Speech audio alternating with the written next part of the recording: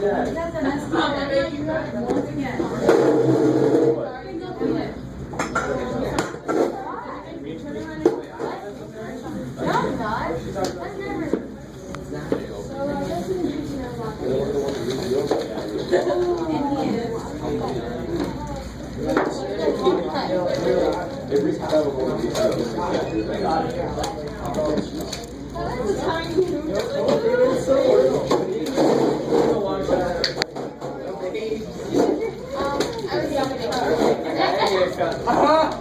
didn't even see that. Let me see the back.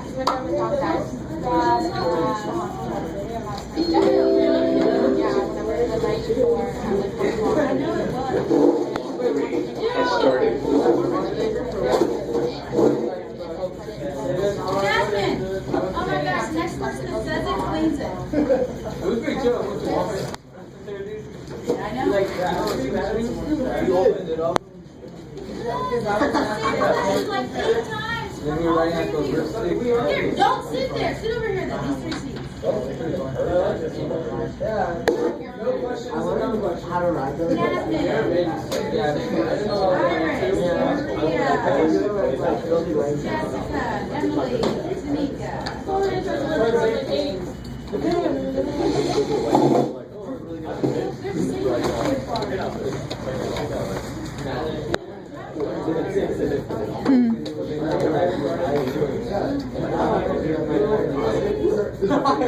Someday.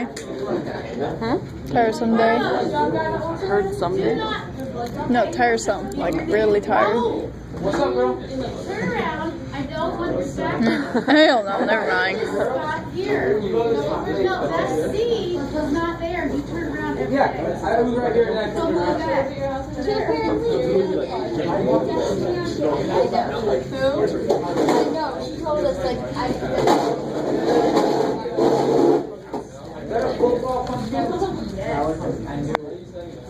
One gave it away. It's not. Where's the working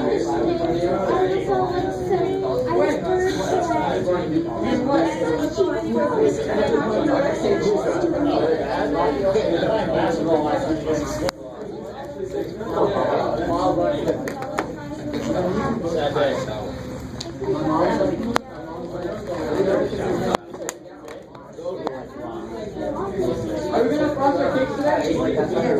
Yeah. Start by saying, you want to just get down That bread? and make sure that the layers are nice and It looks like straight bread. coming out this way. And then also look over the top of it and make sure that they're all lined up this way. Today I'm going to be using buttercream, just a simple Swiss cream buttercream. And you can find that recipe on zoebase.com.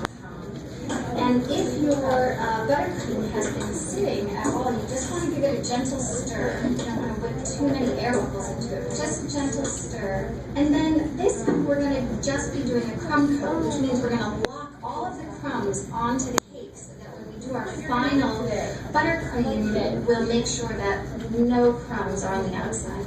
So I'm just going to use a very, very little bit of buttercream to do this. And I'm just going to start by spreading some on the top, and then take that and just sort of scrape it, and go along the edges. Now you can see that by doing this, I'm filling in those gaps between the layers.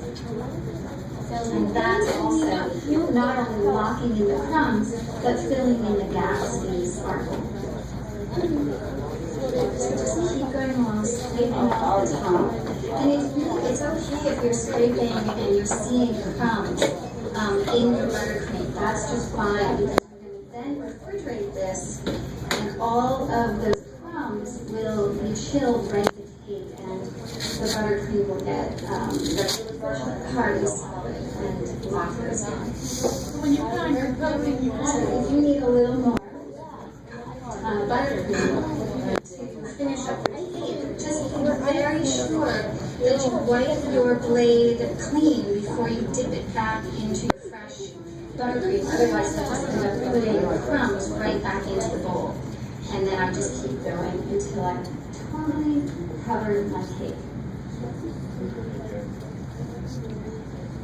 Actually, just a touch more, and then I'm good. And you want to just use, a little bit, and then, keep dipping in if you have to. You don't want to use a ton of buttercream because you can't put that buttercream back into the bowl because, like I said, it has crumbs in it. And then what I'll do is I'll hold my blade right onto the cake. I'm at about a 20-degree angle away from the cake this way. And I'll just rotate the table and smooth out that edge because I don't want You don't have enough big to go around. lumps of buttercream because then when I go to do the final coat, they'll be sticking out, and because they're chilled, they'll be hard. So I want to just wipe any of those lumps away from the cake. And then I'll scrape that off into a different bowl, but not into my buttercream. And that's it. You have your crumb coat. Now we'll go with that in the refrigerator, or even in the freezer for about 10 minutes and let that chill. And it will no longer be tacky. It will be nice and hard.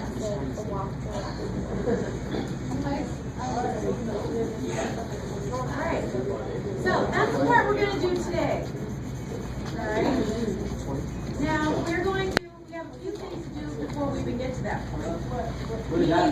That's what a crumb coating looks like. Meaning, like she said, it doesn't look good because it's adhering all these crumbs. So when you go to put on your next layer of colored icing, it won't pick up all the cake crumbs.